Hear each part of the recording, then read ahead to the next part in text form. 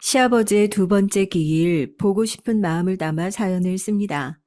사연 첫마디에 시아버지랑 얼마나 가까운 사이길래 부모님의 기일도 아니고 시아버지의 기일에 이렇게 절절하고 먹먹한 그리움을 가지고 있냐 의아해 하실 분들이 많을 것 같아요.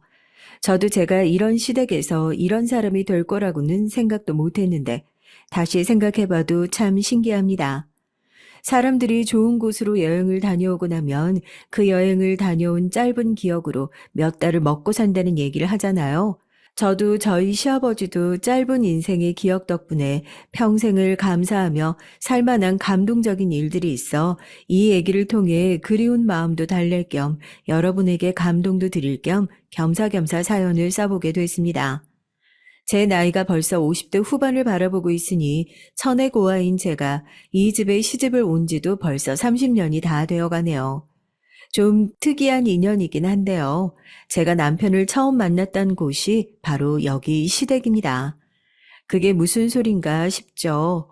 지금부터 특이한 저희 가족의 사연을 한번 얘기해 보겠습니다. 저는 말씀드린 것처럼 양친 모두가 계시지 않아요. 제가 바닥에 발 한 번을 못 대게 늘 업고 다니셨던 저희 아버지는 불의의 사고로 제가 5살이 되던 해에 갑자기 세상을 떠나시게 됐습니다. 그래도 아버지와 헤어지기 전까지 남아있는 기억들이 아버지에게 잔뜩 사랑받았던 기억들 뿐이라서 참 다행이라는 생각이 들어요. 나도 한때는 우리 부모님에게 사랑받는 자식이었구나. 그리 기억할 수 있으니까요. 아버지가 돌아가시고 나서 젊은 저희 어머니는 저를 혼자서 키우기 벅차고 힘드셨나 봅니다. 아직 초등학교도 들어가지 않은 제 손을 붙잡고 무작정 외삼촌네 집에 찾아가서 저를 두고 새벽에 어디론가 떠나버리셨어요. 그날 새벽에 누군가 머리맡에 앉아서 눈물을 훌쩍이면서 제 머리칼을 쓸어 넘겨주셨는데 지금 생각해보니까 그게 저희 어머니의 마지막 인사였다고 생각하면 졸린 눈을 억지로라도 번쩍 떠서 잘 가라는 인사라도 건네볼 걸 후회가 됩니다. 어쨌든 어머니가 그렇게 저를 두고 떠나신 이후로 저는 외삼촌네 집을 시작으로 여러 친척집을 전전하면서 살아왔어요. 당연히 쉬운 날들이 아니었죠.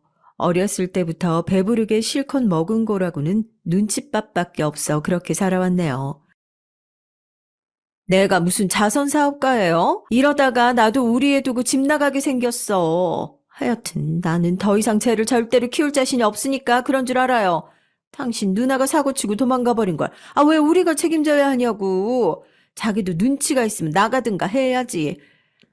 아무리 그래도 이제 중학교 올라가는 애인데, 제가 지금 당장 나가서 갈 데가 어딨다고 그래. 안 그래도 다른 친척들한테 연락해서 맡아줄 사람 없나 물어보고 있으니까 몇 달만 좀 더 참아줘. 당연히 나도 내 자식이 더 중요하지. 남의 자식이 중요하겠어?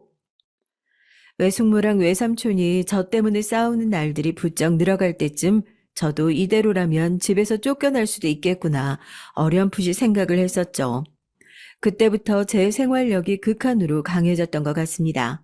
이 집에서 뭐 얼마 되지 않더라도 밥벌이라도 해야 눈칫밥이라도 얻어 먹으면서 지낼 수 있겠구나 싶었으니까요. 제가 다른 건 몰라도 공부는 곧잘 했었거든요. 사실 그때는 할 수 있는 게 공부밖에 없겠다 싶어서 죽어라 공부를 했던 건데, 뭐 학원이나 개인 교습 하나 없이도 공부를 곧잘 하니까 또래 친구들이나 저보다 나이 어린 친구들 부모님이 저희 외삼촌한테 비결이 뭐냐, 집에서 어떻게 공부를 가르치는 거냐 물어보셨대요. 그게 생각이 나서 그 나이 때에 하기 당찬 생각이긴 하지만 동네에 사는 초등학생 집에 찾아가서 내가 과외를 해주겠다. 공부를 잘하는 것만큼 가르치는 것도 잘한다. 성적이 안 오르면 과외비도 안 받겠다. 그렇게 배짱을 부리고 과외를 시켜달라고 했던 거죠.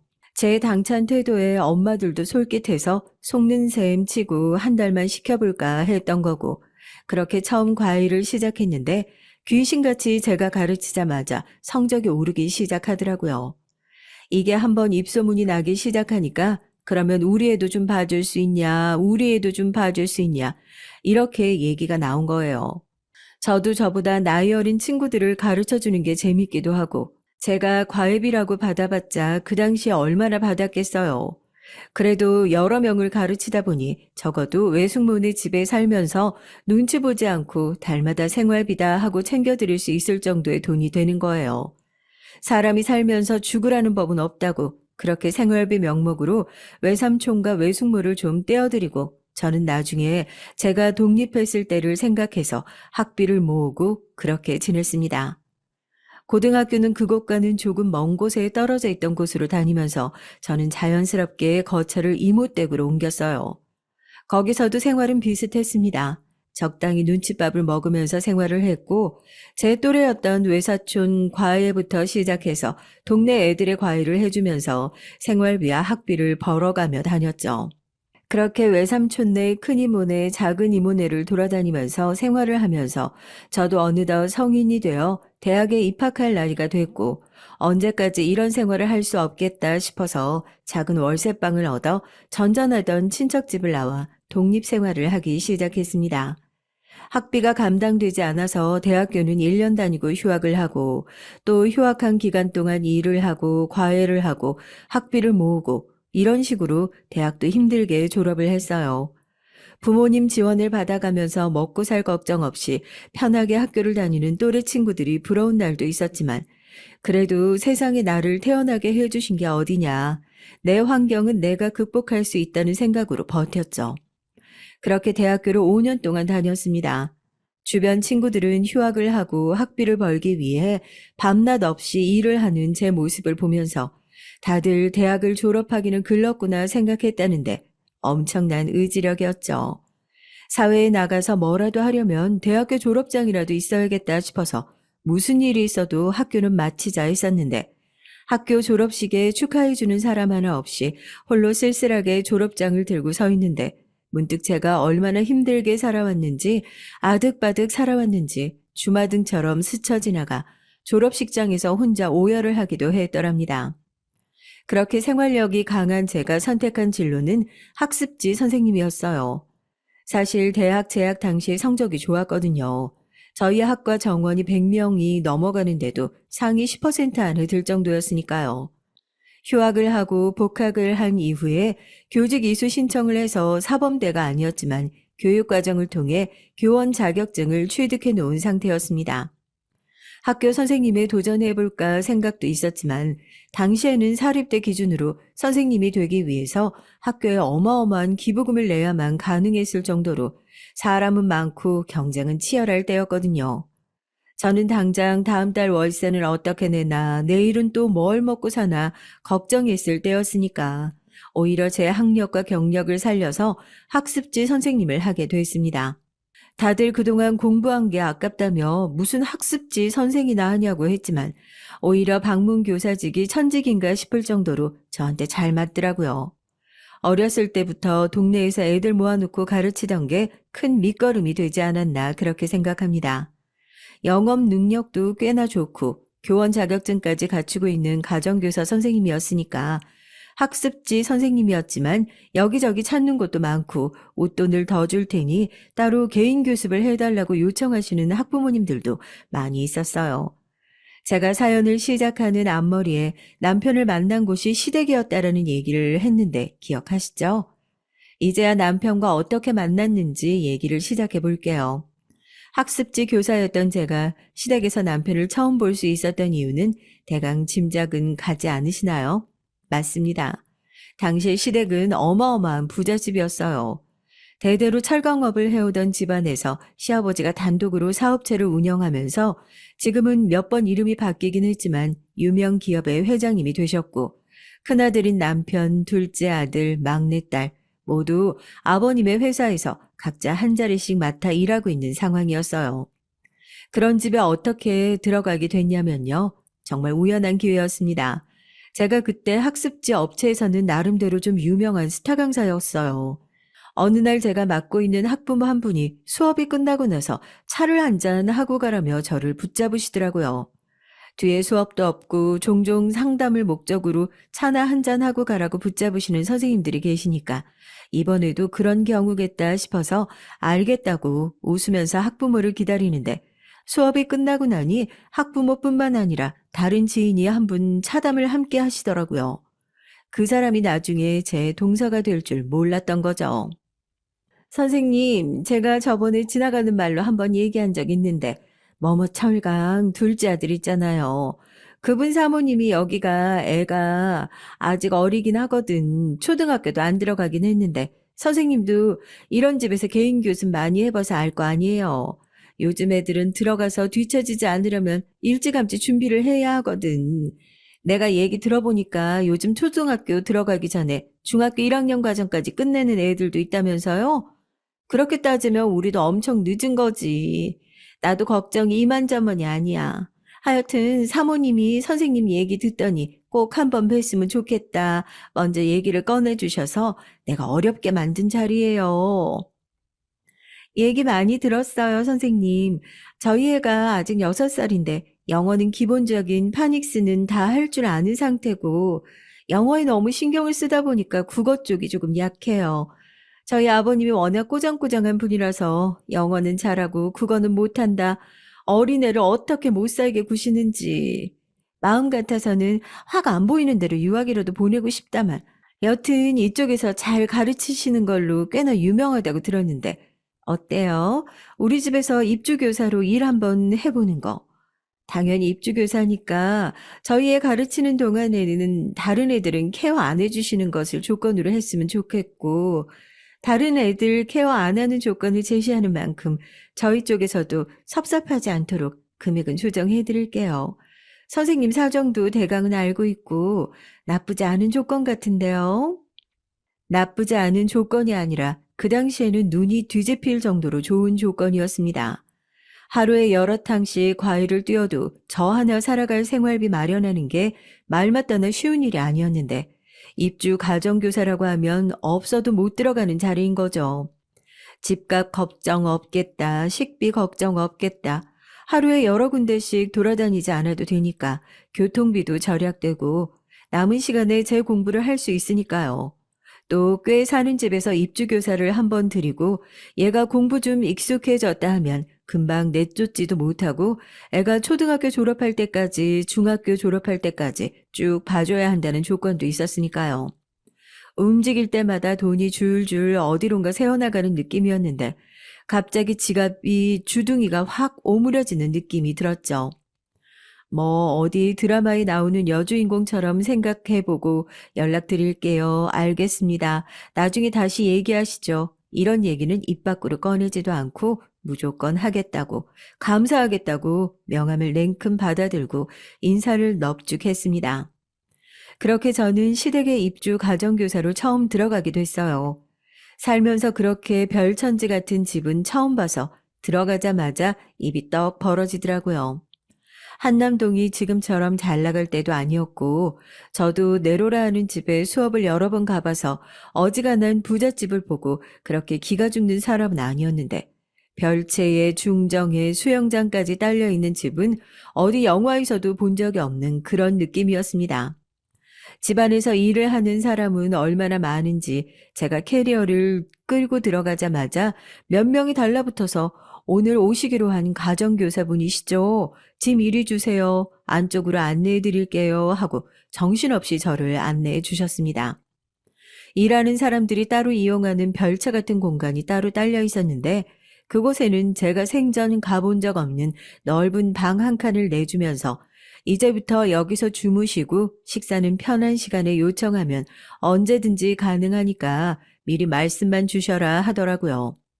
입주 가정부로 들어온 처지지만 하루아침에 바닥에 나앉은 거지에서 공주님 흉내라도 내볼 수 있는 하녀로 신분 상승이라도 한 것 같은 기분에 괜히 으쓱해지기까지 했다니까요. 여튼 그렇게 가정교사 생활을 시작하게 됐습니다.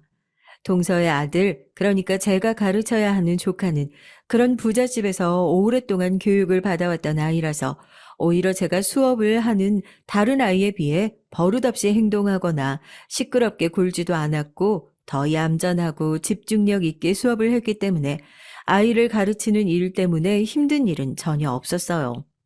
다만 입주 가정교사라는 특성상 저도 모르게 그 집에 있는 가족들을 마주칠 때마다 주눅 들고 기가 죽는 것 같은 기분은 어쩔 수가 없더라고요. 특히 모든 직원들이 두려워하는 존재였던 회장님. 그러니까 저희 시아버지를 마주할 때면 조금 더 난감했습니다. 저는 아버님과 처음 마주했을 때 못 알아보는 결례를 범했거든요.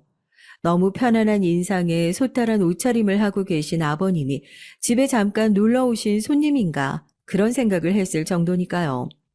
수업이 끝나고 별채로 돌아가려다가 날씨가 너무 좋아 잠시 산책을 하는데 어떤 노신사가 말을 걸기에 몇 마디 맞추어 얘기를 했는데 정말 크게 즐거워하시더라고요. 저도 이 집에 들어와서 누군가 그렇게 마음 편히 얘기를 해본 게 처음이었으니까요. 입주 가정교사 한 명 들어왔다고 하더니 아가씨인가 보구만. 보아하니 어디 부잣집에서 곱게 자라면서 공부만 했을 것 같은데. 이런 일이 불편하지는 않은가 봐요.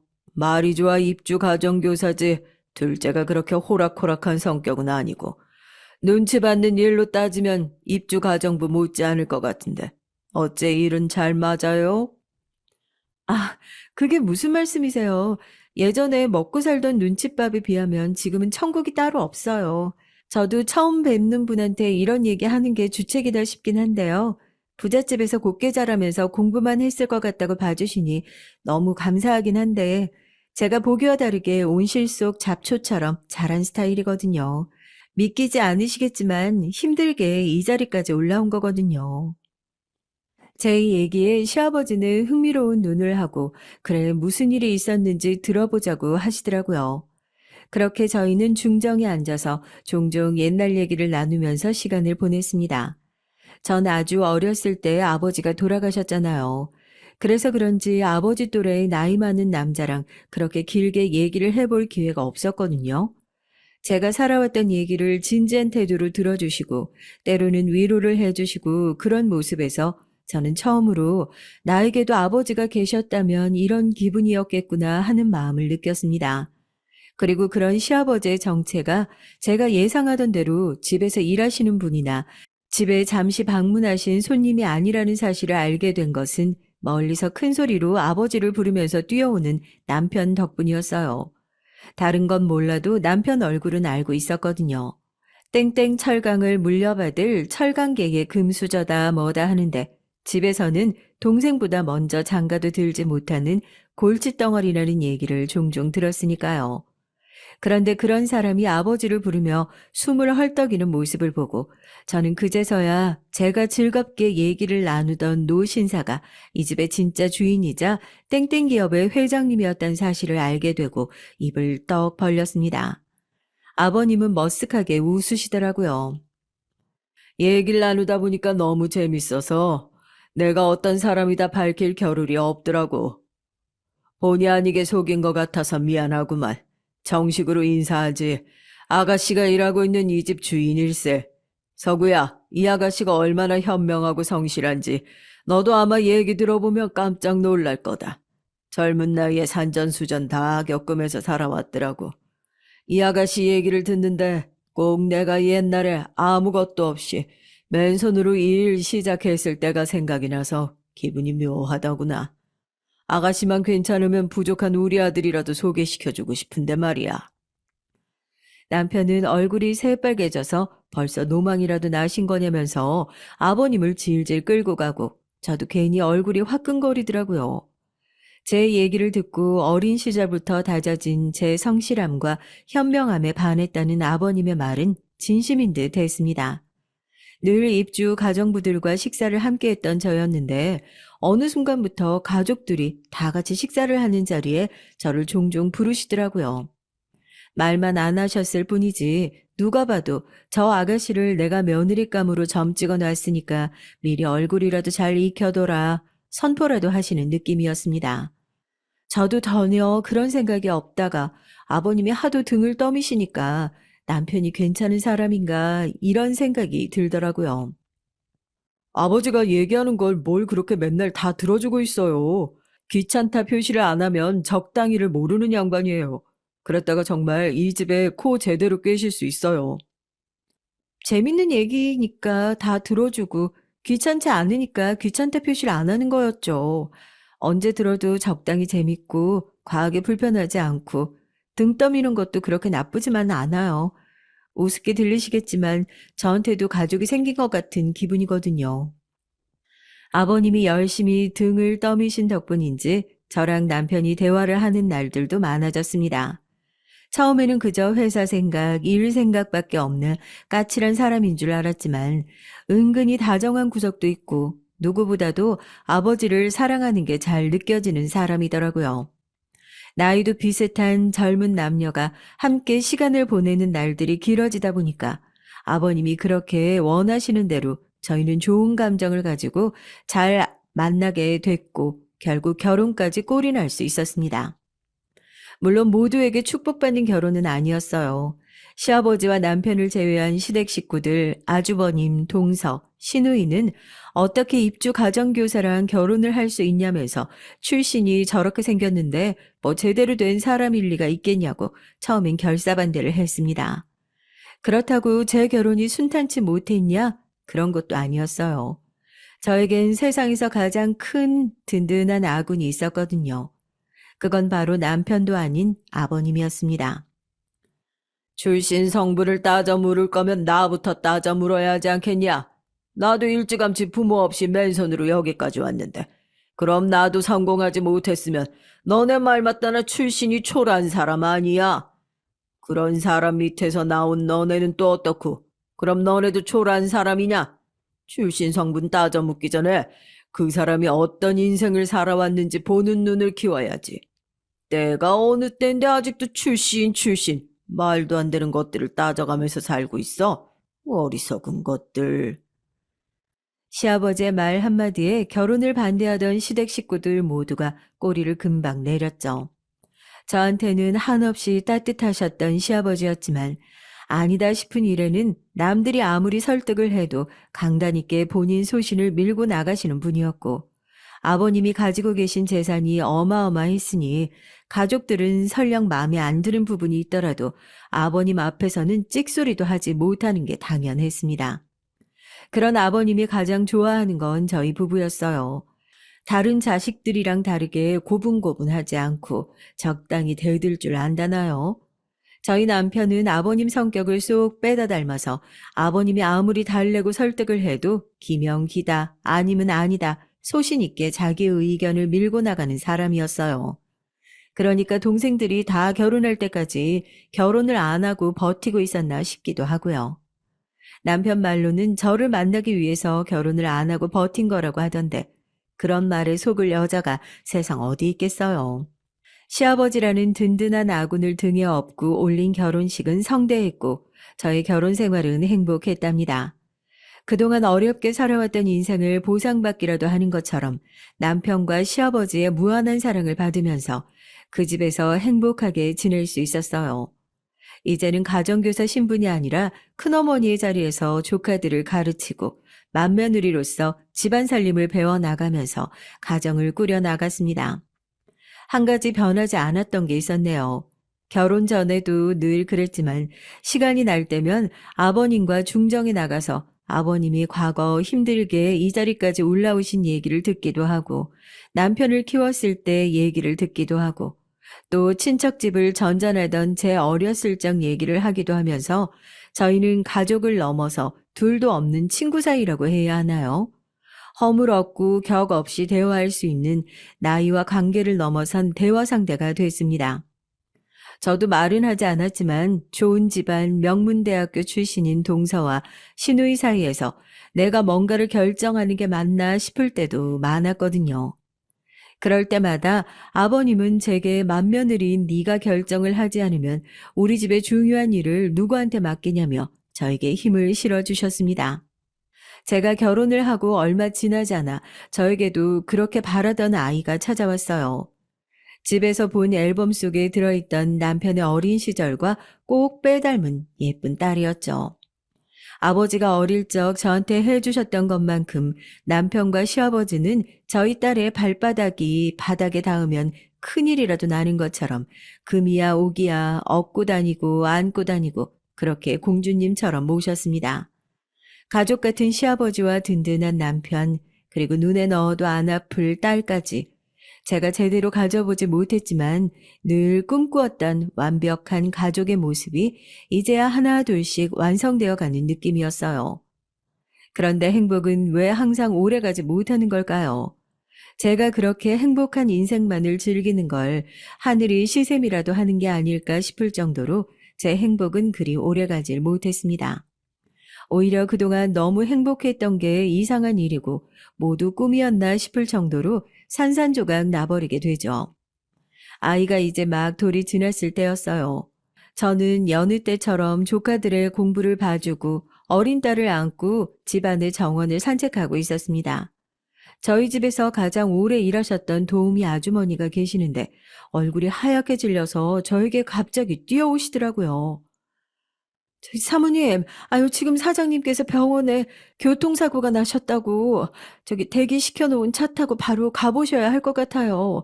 가시는 길에 라디오도 일절 듣지 마시고 핸드폰도 일절 보지 마세요. 아유, 우리 사모님 어쩌면 좋아. 아유, 정말 어쩌면 좋아. 믿기지 않는 소식에 정말 수스라치게 놀라 품 안에 안고 있는 아이를 바닥으로 떨어뜨릴 뻔했습니다.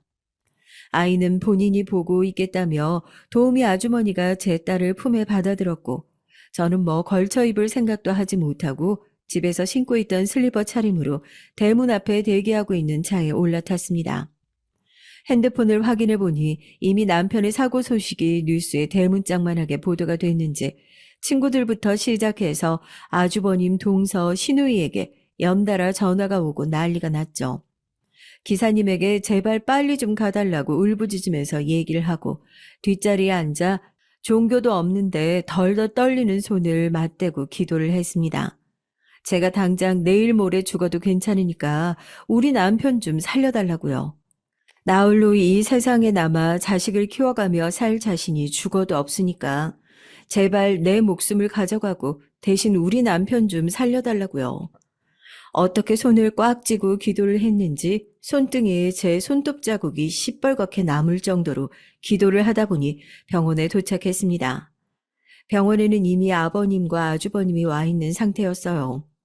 아버님은 충격에 정신을 잃으셔서 병실로 실려가셨고 저는 수술실 앞에 쭈그리고 앉아서 세상 모든 것을 다 잃어버린 심정으로 오열을 했습니다. 수술이 끝날 시간이 한창 지났는데도 남편은 나오지 않더군요. 무언가 문제가 생겼다는 걸 직감적으로 알 수 있었지만 그래도 아닐 거다, 아닐 거다 스스로 달래며 이를 꽉 깨물었습니다. 하지만 저의 간절한 기도는 어디에도 닿지 않았던 모양이었습니다. 수술 시간을 한참 넘겨 수술실 밖으로 나온 것은 흰 천이 머리끝까지 덮여있는 싸늘한 남편과 죄송하다며 고개를 숙이는 의료진들 뿐이었어요. 늘 가슴팍에 머리를 묻은 채 따뜻하게 팔로 감싸 안아주던 남편은 차갑고 딱딱하게 굳어 저를 더 이상 안아주지 못하더군요. 벌써 20년도 더 넘은 일인데도 어제 일처럼 생생하게 기억이 나는 게 얼마나 괴로웠을지 상상이나 되세요? 남편이 지병이라도 있었다면 단순히 병환 때문에 그런 상황이 된 거라면 최소한 이제 곧 남편이 떠나겠구나 마음의 준비라도 할 수 있었을 텐데 모든 상황이 갑작스럽게 벌어진 동에 그게 가장 견디기 힘든 부분이었던 것 같아요. 상황은 순식간에 빠르게 변했습니다. 승계 1순위였던 남편의 사망으로 저 역시 집안에서 가족들이 잘 보여야 하는 대상에서 아버님만 계시지 않으면 별 볼 일 없는 맏며느리, 언제 이 집을 떠나도 이상하지 않을 여자, 그렇게 한순간에 변하게 된 거였죠. 매일 잠들어 있는 딸의 얼굴을 쓰다듬으면서 저는 저를 놔두고 집을 나간 어머니의 마음을 이해하게 됐습니다. 사실 그때는 이 집에 홀로 남아서 이 아이를 어떻게 키워야 할지 그저 막막한 마음뿐이었어요. 당시에 제가 버틸 수 있었던 건 그래도 아버님이 계셨기 때문이 아닐까 싶습니다. 물론 남편의 빈자리를 대신할 수는 없었지만 아버님은 최선을 다해 손녀를 사랑해 주셨어요. 그때 제 나이가 32살. 지금은 이 나이를 먹고도 아직 결혼을 안 한 사람이 많잖아요. 그때 저도 이런 일을 처음 겪어보고 어떻게 해야 할지 모를 정도로 어린 나이였습니다. 평범한 집안이 아니었잖아요. 아주버님도 그렇고 동생도 그렇고 시누이도 그렇고 늘 저를 남편 없는 집에 어떻게든 눌러 앉아 보려는, 어떻게든 자기 몫의 재산을 챙겨가려고 하는 그런 파렴치한으로 보는 느낌이었습니다. 그게 아니라 친정도 어디 비빌 데 하나 없는 저였기에 나가고 싶어도 나갈 수 없는 상황이었는데 말입니다. 다시 과거로 돌아간 느낌이었어요. 외삼촌네 집에 얹혀 살던 그때 말입니다. 제가 이 집에 붙어 있기 위해서는 그 이유를 끊임없이 증명해야만 하는 그런 느낌이었죠. 아버님은 그럴 필요 없다, 괜찮다 하셨지만 이 집에는 아버님만 계셨던 게 아니었고 이제는 든든하게 제 편이 되어줄 남편도 없었으니까요. 제 나름대로 딸아이를 지켜주면서 키우기 위해서는 시댁 식구들이 눈치를 주더라도 뻔뻔하게 알박기를 하고 버티고 있어야만 할 명분이 있었습니다. 아버님은 그런 저를 안쓰러워하시면서도 혹시라도 본인이 저를 더 안쓰러워하고 챙겨주는 것이 가족들에게 좋은 먹잇감이 될까봐 늘 경계하시면서 저와 제 딸의 울타리가 되어주셨습니다. 그래도 한 가지 다행인 건 이 집에서 아이를 키우면서 눈치는 좀 보이더라도 적어도 제 아이만큼은 부족함 없이 키워낼 수 있는 환경이 갖춰져 있다는 게 참 다행이었죠. 아이가 자라면 자랄수록 아버님이 부쩍 기력이 빠져가시는 게 느껴졌어요.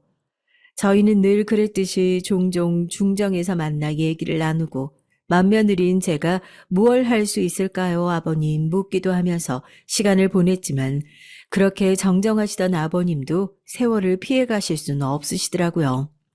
하루가 다르게 제 말을 잘 알아듣지 못하시는 날들이 많아졌고 잔병치레가 많아져서 남들 다 걸리는 가벼운 감기에 걸리더라도 며칠을 알아누워 방에서 꼼짝도 못하시는 일들이 생기기 시작했습니다. 제 아이가 고등학교에 올라가고 얼마 지나지 않아서 저는 또 한 번의 끔찍하게 괴로운 소식을 접하게 됐어요. 그건 바로 시아버지의 암 소식이었습니다. 남편의 사고가 갑작스럽게 찾아왔다면 시아버지의 병화는 오랜 시간에 걸쳐 서서히 찾아왔기 때문인지 아니면 저도 이 집에서 아이를 키우면서 많이 흔들리고 깎이고 단단해졌기 때문인지 몰라도 조금은 무덤덤하게 받아들일 수 있었습니다. 암의 전이 수준이 깊고 아버님의 연세 때문이라도 이제는 더 이상 수술을 하는 건 몸에 큰 무리가 가는 일이기 때문에 불가능하다는 진단을 받았을 때 저는 그저 잠시 화장실에 들어가서 눈물을 한바탕 쏟아내고 말 정도였어요. 많이 발전했죠. 엄마, 할아버지 돌아가시면 그럼 우리 정말 이 집에서 나가는 거야? 고모가 지난번에 그러더라고. 너네 가족이 그래도 아직까지 이 집에 발붙이고 있을 수 있는 건 할아버지 때문이라고. 정말 우리 할아버지 잘못되시면 나가야 하는 거야? 난 엄마랑 둘이 같이 살 수만 있다면 이 집에서 나가는 것도 나쁘지 않아. 우리가 왜 이 집에서 나가겠어? 이 집은 할아버지 집이기도 하지만 돌아가신 아빠 집이기도 하잖아. 여기가 우리 집이고 여기가 우리 가족이 있는데 나갈 일이 뭐 있겠어. 쓸데없는 생각하지 말고 김 박사님 말씀 들었지? 할아버지한테 이제 남아있는 시간이 많이 없어.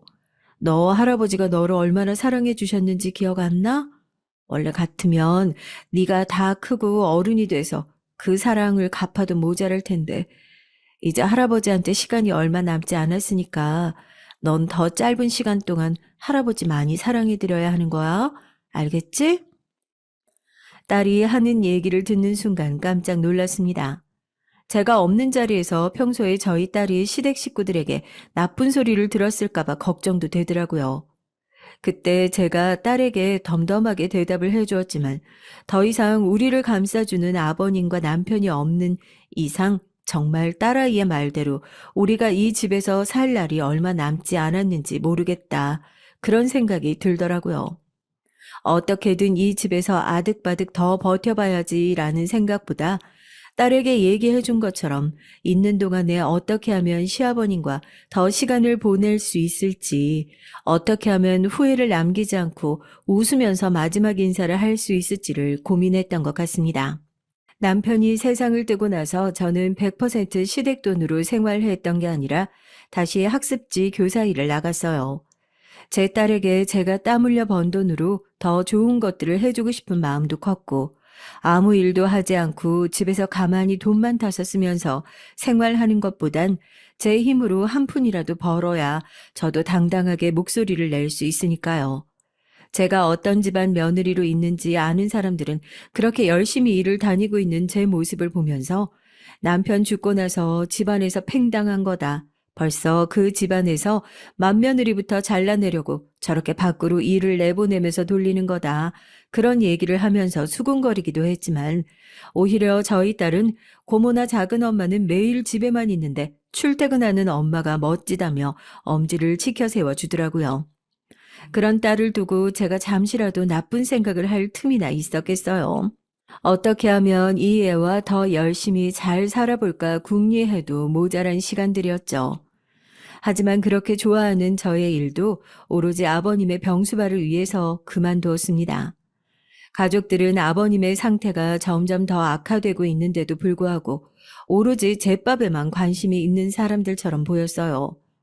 아버지가 돌아가시고 나면 지분 정리는 어떻게 해야 할지, 상속분은 또 어떻게 처리해야 할지, 어떻게 하면 저에게 최소한의 것들만 던져주고 사람들 입방아에 오르내리지 않을 수 있을지 그런 쓸데없는 것들을 고민하는데 많은 시간을 할애했습니다. 하지만 저는 달랐어요. 딸이 하교하고 나면 할아버지의 병원으로 오라고 했고 일까지 관두고 상태가 점점 더 심각해져가는 아버님의 곁을 지켰습니다. 저에겐 너무나도 당연한 일이었어요. 가족이었으니까요. 가족이라는 이름으로 넘치는 사랑을 받았으니까요. 제가 갚을 수 있는 일이라고는 생명이 쓰러져가는 이 마지막 순간에 외롭지 않도록 곁에 있어드리는 것, 이거 하나밖에 할 수 없었으니까요. 그 당시 제가 할 수 있는 최선을 다했던 거죠. 아버님, 기억나세요? 애기 아빠 그렇게 허망하게 가버리고 나서 저 진짜 죽어버릴까 생각했었어요. 아버님도 보신 적 있으시죠?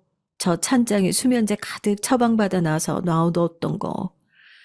하루에도 몇 번씩 그 찬장을 열었다가 닫았다가 내가 정말 여기서 계속 사는 게 맞나 고민했었는데 아버님이 어느 날 그 모습 보시고 그때부터 정말 딸처럼 챙겨주셨잖아요. 어디 나갔다 오시면 저 좋아한다고 찹쌀 도너츠 사오시질 않나. 제가 방에서 몰래 술 마시고 있으면 다음날 괜히 라면 당기신다고 라면 끓여가지고 같이 먹자고 들어오시고. 아버님 제가 다 모르고 있는 줄 알았죠? 저 다 알고 있어요. 아버님이 저한테 살아라 살아라 하는 것도 미안하셔가지고 그렇게 뒤에서 죽지 말라고 하고 챙겨주시고 있었던 거 저 다 알고 있어요. 그러니까 아버님 제발 가지 마세요.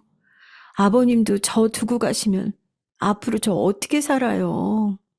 정신이 없어 제대로 눈도 못 마주치시는 아버님의 눈가로 눈물이 주르륵 떨어지는 게 보이더라고요.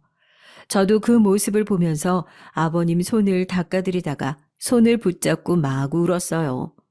세상에 내 편 하나 없다고 생각했었는데 남편을 만나고 아버님을 만나서 제 인생이 조금은 따뜻해질 수 있었는데 이렇게 가족들 다 떠나보내면서 저는 어떻게 살아야 하냐고요.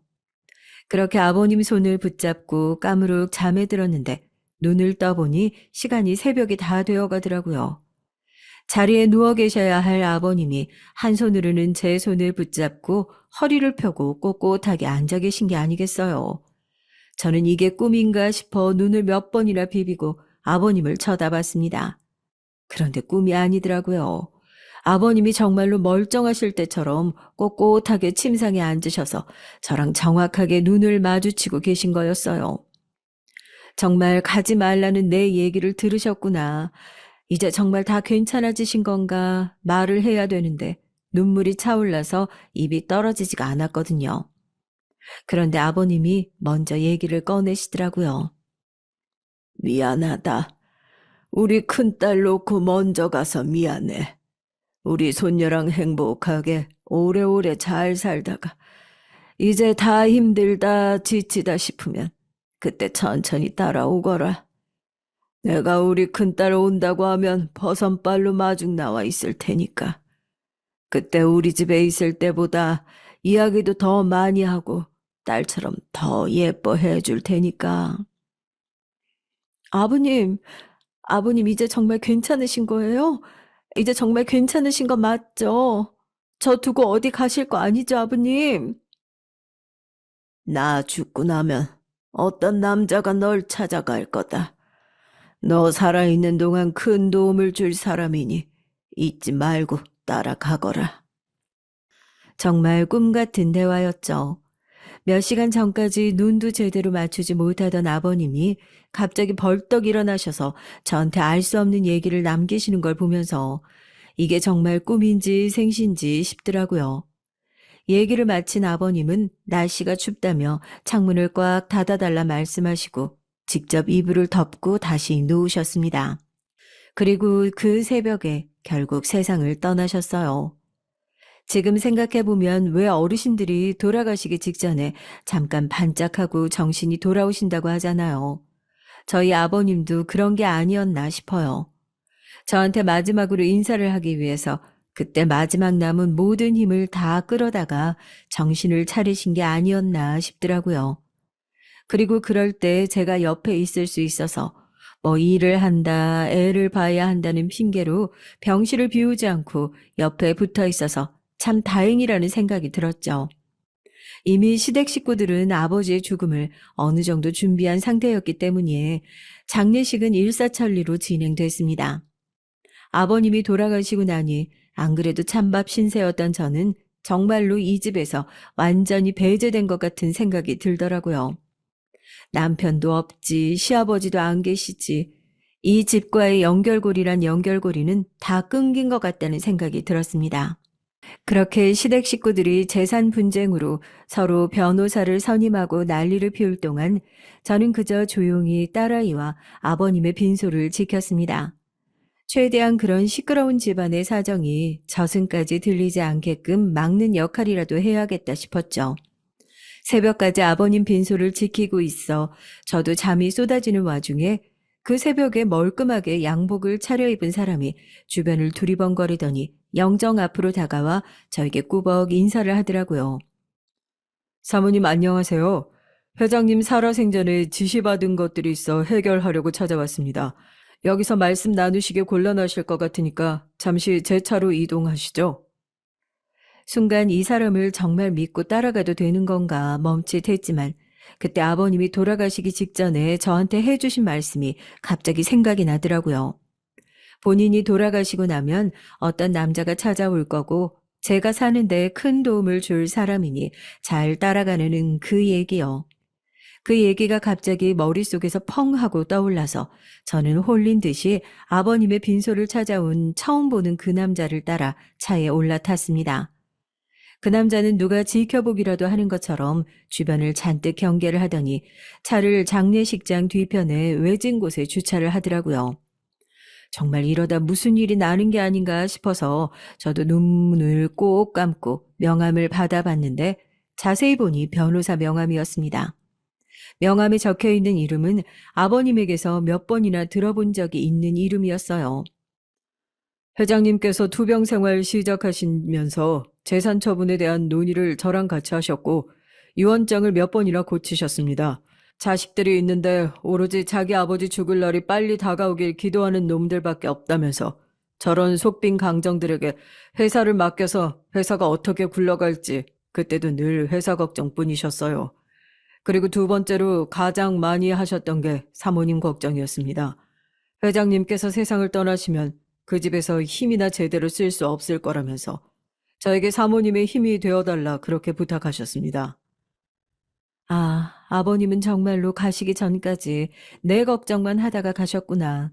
그런 생각이 들어서 다시금 울컥하더라고요.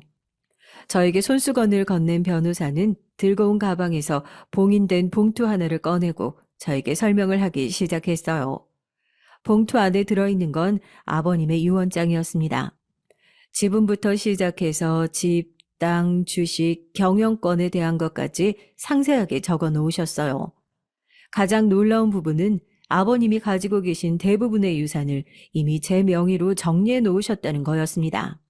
저도 알지 못하는 사이에 저와 제 딸에게 남겨주신 것들이 어마어마하셨던 거죠. 유언장뿐만 아니라 저에게만 남기신 짧은 편지도 한 통 들어 있었습니다.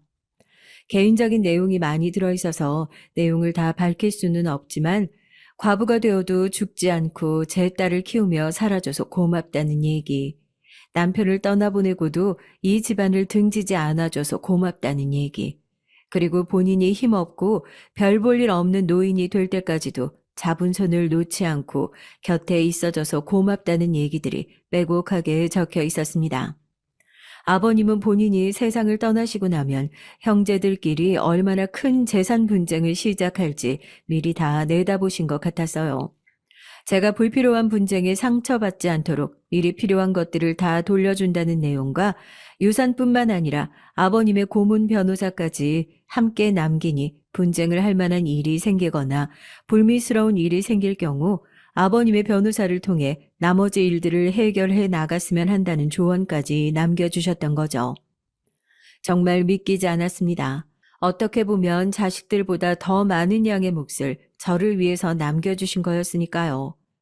변호사의 덧붙여진 설명을 들어보니 이미 오랜 시간부터 불필요한 분쟁을 최소화하기 위해서 본인과 많은 의논을 하셨고 이 유언장 내용은 이번 주 내로 형제들한테도 발표가 될 예정이니 그 전에 본인과 준비해야 할 것들을 준비하자는 얘기였습니다. 제가 했던 것들에 비하면 너무 과분한 아버님의 선물이었지만 그래도 저를 생각해 주신 것들을 더 이상 빼앗기면 안 된다는 생각에 변호사님과 그 새벽에 차 안에서 앞으로 일어날 일들에 대한 얘기를 나누면서 저 나름대로 철저하게 준비를 해왔던 것 같아요. 아버님의 유언장이 발표되고 변호사님과 제가 예상했던 것처럼 자식들은 거품을 물고 저를 찾아와 따져 물었습니다. 대체 우리 아버지에게 무슨 꽃뱀 같은 짓을 했길래 이렇게 재산을 싹 다 돌려준 거냐. 한때 가족이라고 생각했던 사람들이 재산 문제가 얽히니 앞뒤 가리지 않고 막말을 쏟아내더라고요. 아주버님, 아가씨, 이런 사람들이기 때문에 아버님이 아무것도 남겨주지 않았다는 생각은 한 번도 안 해보신 거예요? 지금 제가 가진 지분이 얼마나 되는지는 알고 계시는 거죠? 정말 머리가 좋으신 분들이고 지금 제가 쥐고 있는 것들이 얼마나 뺏기 힘든 것들인지, 아버님이 제게 주신 것들이 얼마나 많고 귀한 것들인지 제대로 아시는 분들이면 저한테 절대 함부로 이런 식으로 대하지 못하실 텐데요. 변호사님, 아주버님 쪽 로펌에서 재산 유류분 청구 관련해서 소장 접수한 걸로 알고 있는데 승소 확률이 얼마나 될까요? 20% 미만이라고 보시면 됩니다, 사모님. 승소 확률도 낮을 뿐더러 그쪽 로펌에서 재판 결과 뒤집으려고 판사에게 로비를 한 정황이 밝혀져서 더 이상 고소가 진행될 수 있는 확률도 10% 미만이라고 보시면 됩니다. 형수님, 우리도 더 이상 아버지 유산을 다시 분배하자 이런 얘기 하지 않겠습니다. 다만 이 회사는 다른 사람이 아닌 우리 가족들이 일궈낸 결과예요. 절대 다른 사람 손에 넘어가는 꼴 볼 수 없습니다. 아버지도 그런 걸 바라시는 건 아닐 거예요. 그러니까 다른 건 몰라도 경영권만큼은 우리 형제들한테 돌아갈 수 있도록 돌려주세요. 제 부탁은 딱 그거 하나뿐입니다. 터무니없는 승소 확률을 들은 아주버님도 결국 모든 것을 체념했다는 듯이 저에게 경영권이라도 본인이 이어가게 할 수 있도록 도와달라고 결국 무릎을 꿇으셨어요. 그 모습을 보면서 깨달았죠. 아버님이 제게 남겨주신 건 단순히 유산이 아니라 제가 이 집에서 딸아이와 안전하게 지낼 수 있는 무소불위의 권력이었다는 사실을 말입니다. 저 역시 이 집안이 일궈온 경영권에 손대고 싶은 마음은 일절 없었기에 저와 딸아이 앞으로 받은 주식과 이사의 권한으로 경영권을 아주버님께 승계받을 수 있게 도움을 주겠다 약속했어요. 그제서야 가족들도 안도의 한숨을 내쉬면서 조금은 유하게 저희를 받아들이더라고요. 벌써 2년이 지났네요. 그 일이 있었던지도 아버님의 두 번째 기일을 챙기기 위해 아직도 조금은 불편한 사이인 아주버님과 시누이가 곧 집으로 찾아올 겁니다. 그렇게 가족들이 모두 떠나간 쓸쓸한 집을 지키면서도 제가 외롭지 않을 수 있는 이유는 남편과 아버님과 함께했던 짧은 결혼 생활, 긴 시댁 생활이 저에게 평생 잊을 수 없는 따뜻한 추억이 됐기 때문입니다. 중장에 있는 꽃들이 지고 녹음이 짙어지고 있네요. 늘 저기서 본인이 심으신 꽃들을 하나하나 둘러보면서 저에게 꽃말에 얽힌 얘기를 설명해 주시던 아버님이 오늘따라 유난히 그립습니다. 하늘에 계신 아버지에게 제 마음이 닿길 바라며 마지막으로 인사를 건네고 싶네요. 아버님, 아버님 덕분에 저 이 집에서 아버님 손녀랑 좋은 추억 쌓아가면서 잘 지내고 있어요. 나중에 지치고 힘들어서 하늘나라로 올라가면 아버님이 제일 먼저 마중을 나와주신다는 그 얘기 저 잊지 않았어요. 그때는 날이 덥다고 타박하지도 않고 무슨 말을 그렇게 길게 하시냐고 구박하지도 않고 또 예전처럼 저 살던 얘기, 아버님 살던 얘기 나누면서 그렇게 잘 지내봐요. 저도 그날까지 최선을 다해서 살아가 볼게요. 저 얼마나 잘 살아갈지 아버님 큰딸과 손녀가 얼마나 예쁘게 하루하루 늙어가는지 위에서 지켜봐 주세요. 정말 감사했습니다. 정말로. 안녕하세요. 저는 결혼 3년 차 우체국에서 일하는 30대 초반 여성입니다. 최근에는 아이를 가지고 싶어서 준비 중에 있어요. 임신이라는 것이 의지대로 되는 것도 아니지만 그래도 노력이 필요하다는 얘기를 주변에서 많이 해주시더라고요. 저와 남편은 나이 차이가 9살 나는데요. 그 때문인지 시댁에서는 아이 재촉이 좀 있으세요. 그래서 얼마 전에 남편과 클리닉에도 다녀왔답니다. 남편은 이남 일녀의 장남으로 첫인상이 좋은 편은 아니었어요. 우체국에 자주 우편물을 보내러 왔었는데 키도 크고 덩치도 있는 편이라 직원 언니들이 주먹 쓰는 일을 하는 사람이 아니냐고 수군거리기도 했답니다. 겉으로 보기에는 충분히 오해할 수 있겠지만 사실 저희 남편은 전혀 그런 것과는 관계가 없는 사람이에요. 아마 남편이 하는 일을 듣고 나신다면 다들 크게 웃으실 수도 있을 거예요. 실제로 남편이 저희 집에 처음 인사를 갔을 때 저희 사촌 오빠가 그랬거든요. 남편이 하는 일을 듣고 그 무거운 자리에서 크게 웃어버리는 바람에 큰어머니에게 등짝을 3개 맞아야만 했습니다. 저희 시댁은 대대로 내려오는 한복점을 운영하고 있는데 남편의 말에 의하면 자신은 돌연변이라 한복에 좀처럼 관심이 없다고 했어요. 어릴 때부터 그렇게 바느질 연습을 시키셨는데 그 재능을 한복이 아닌 다른 곳에 사용하기로 했다고 하더군요. 남편은 맞춤 정장뿐만 아니라 무대 의상을 전문적으로 제작하고 있는 가게의 사장이랍니다. 직원들이 여럿 있었음에도 불구하고 자신이 하나하나 확인을 해야 하는 완벽주의자이기도 했고요. 남편은 유명한 뮤지컬의 주인공들이 입는 옷이나 유명한 연예인들과 기업 임원들의 정장을 책임지고 있을 만큼 솜씨가 좋답니다. 커다란 몸으로 어찌나 섬세하고 디테일한지 남편이 일하는 모습을 보고 있노라면 저절로 감탄이 나올 정도예요.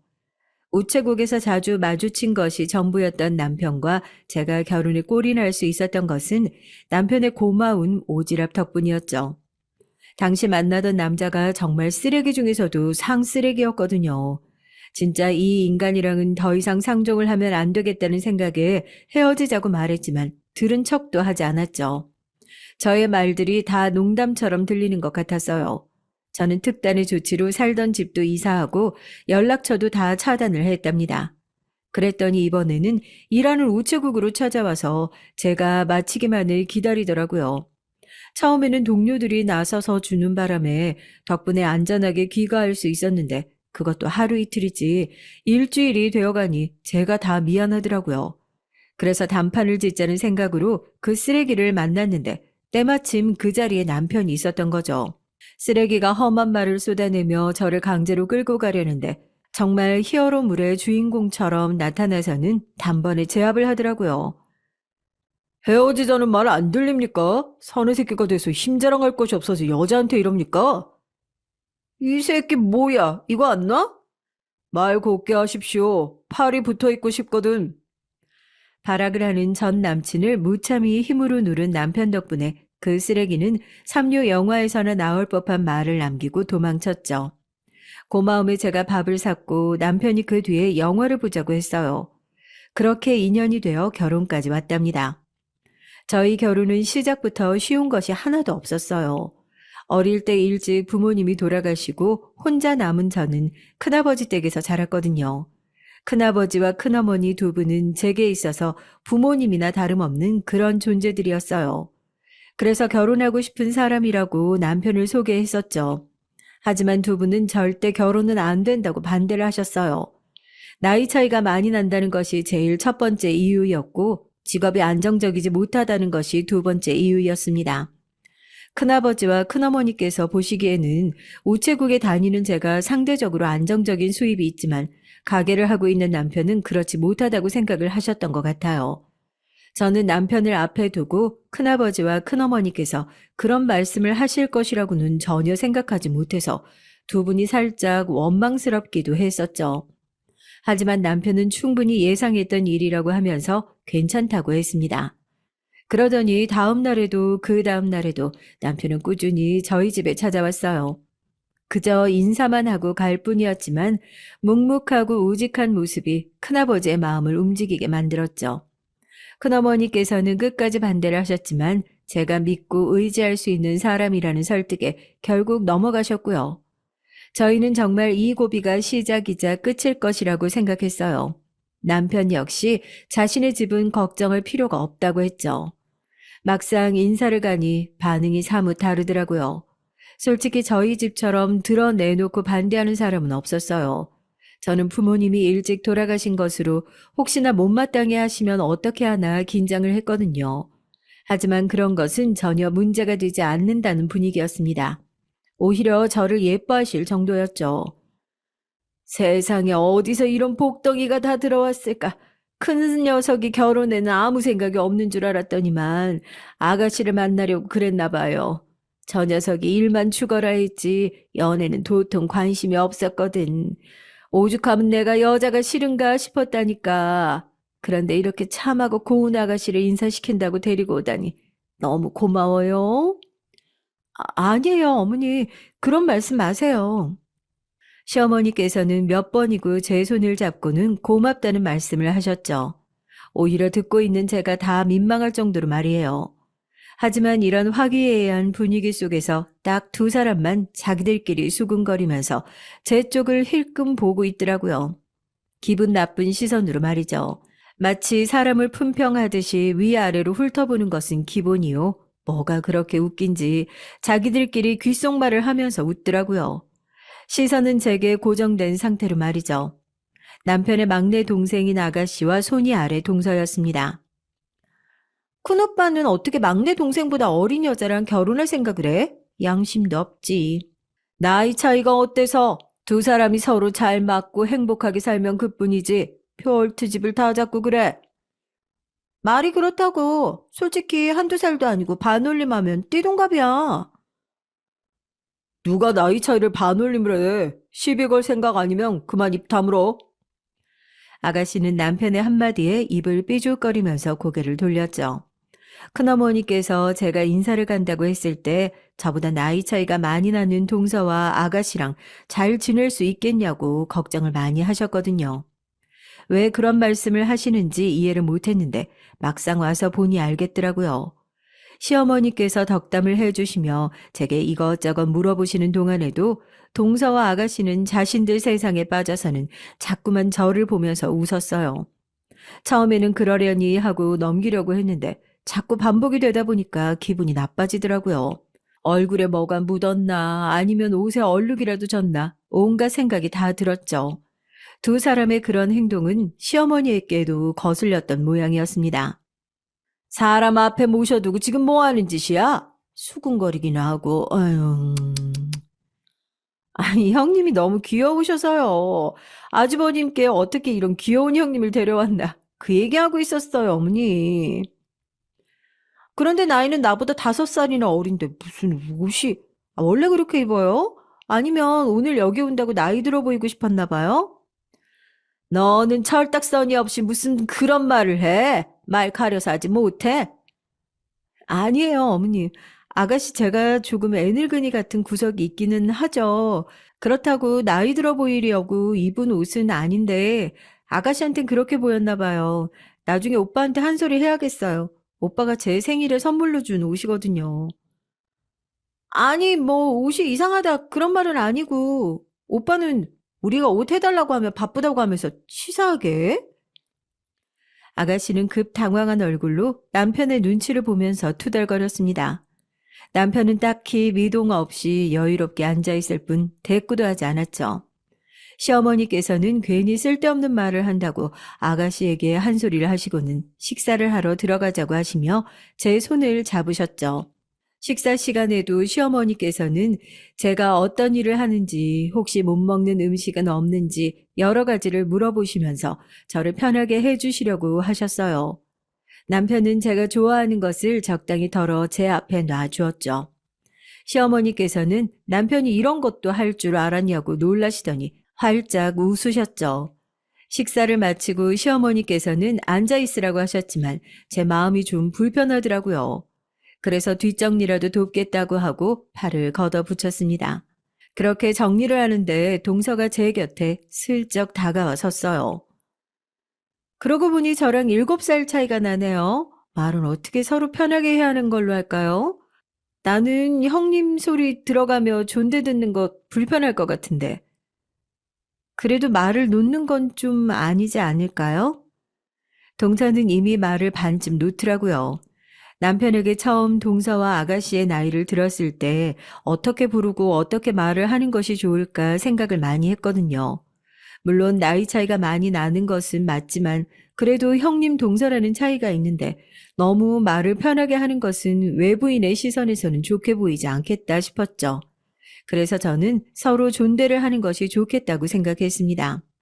물론 제가 나이 많이 어리긴 하지만 그래도 맏며느리의 형님인데 서로 존대하는 쪽이 좋지 않을까 싶네요. 다른 사람들이 보기에도 그렇고요. 아, 나한테 존대를 듣겠다. 뭐 그런 뜻인 것 같은데 형님 소리 정도면 충분한 거 아닌가? 형님이라고 하시는 것은 당연한 호칭이고요. 앞으로 대화를 해야 한다면 존대를 해주셨으면 좋겠어요. 제 말에 동서의 얼굴이 삽시간에 굳어지더군요. 곧바로 제가 무슨 말을 하려고 했는데 때마침 시어머니께서 들어오셨어요. 둘 사이에 심상치 않은 공기를 느끼신 것인지 시어머니께서는 두 사람이 서로 부르기 애매하겠다고 먼저 얘기를 꺼내시더니 서로 간에 존대를 하면서 부르는 것이 보기 좋을 것 같다고 말씀해 주셨답니다. 딱 제가 동서에게 했던 말 그대로였죠. 동서는 불만투성이인 얼굴로 알겠다고는 대답했지만 제가 시댁을 나설 때까지 줄곧 저를 노려봤습니다. 저는 그런 동서의 시선을 피하지 않고 마주보면서 태어난 척 했답니다. 이제 한 가족이 되기로 했으니까 처음에는 불편한 것들이 있더라도 상대방 이해하려고 노력하면서 잘 지냈으면 좋겠구나. 네, 어머님. 어머님 말씀 명심할게요. 좋은 말씀 감사드립니다. 시어머니 말씀에 저 역시 행복한 가정을 만드는 것이 꿈인 사람이라 노력하겠다고 약속했어요. 결혼 준비는 손쉽게 해결됐고요. 남편은 제가 입을 웨딩드레스를 직접 만들어주고 싶다고 말했고, 저 역시 남편이 만들어준 옷을 입고 웨딩 로드를 걸을 수 있다면 그것만큼 행복한 순간이 없을 것이라고 생각했죠. 저와 남편의 결혼식은 화려하지는 않았지만 가족들의 축복을 온전히 느낄 수 있는 스몰 웨딩으로 준비를 했고 우리는 충분히 만족했답니다. 양가 어른들께서도 처음에는 불만이셨지만 막상 식이 진행되는 모습을 보시고는 정말 아름다운 결혼식이었다고 입을 모아 칭찬을 했죠. 저희는 유럽으로 신혼여행을 다녀왔어요. 시기도 딱 패션 위크라 남편이 너무 가고 싶어 했거든요. 패션이 크게 관심이 있는 편은 아니었지만 남편이 눈을 빛내며 얘기하는 모습을 보고 있으면 저까지도 기분이 좋아져서 신혼여행의 절반은 패션쇼를 보는 것으로 대체되기도 했답니다. 주변에서는 서운하지 않냐고 하는데 저는 다른 사촌들과 다르게 유럽이 처음이기도 했고 오히려 패션쇼를 본다는 것이 쉬운 일은 아니라 더 신선하고 좋더라고요. 신혼여행에서 돌아오는 길, 저는 가족들의 선물을 어떤 것으로 사야 할지 고민했습니다. 특히 동서와 아가씨 선물이 가장 고민이었죠. 그냥 면세점에서 하나 고르면 되는 거 아니야? 뭘 그렇게 고민을 해? 그래도 선물은 마음인데 어울리는 것으로 해주고 싶어요. 그리고 자주 마주칠 사이인데 기분이 좋을 만한 선물하면 손해볼 건 없잖아요. 저는 한창 고민한 끝에 아가씨에게는 미니백을, 동서에게는 선글라스를 사주기로 하고 남편의 도움을 받아 두 사람에게 잘 어울릴 만한 것으로 준비를 했답니다. 큰어머니 댁에 가져갈 선물도 물론 준비했지만 워낙 유럽을 옆집 다니듯이 다니는 사람들이라 오히려 크게 챙길 필요가 없지 않을까 싶더라고요. 그래도 오며 가며 독특해 보이는 것들로 사촌들 선물을 골랐죠. 친정에서 하루를 보내면서 사촌들은 제 선물에 박장대소를 하면서 이런 것들을 어디서 구해왔냐고 재미있어 하더라고요. 큰어머니께서는 그날 저녁 저를 따로 부르셨어요. 내가 저번에도 말했지만 시댁 식구들 텃세 충분히 있을 수 있어. 게다가 동서는 너보다 나이도 많고 아이도 있다며. 같은 며느리들끼리 잘 지내면 좋겠지만 그렇지 않은 사람들도 덜어 있으니까 너무 예민하게 하나하나 다 반응하지 말고 적당히 거리 두면서 알겠지? 네, 잘 지낼게요, 큰어머니.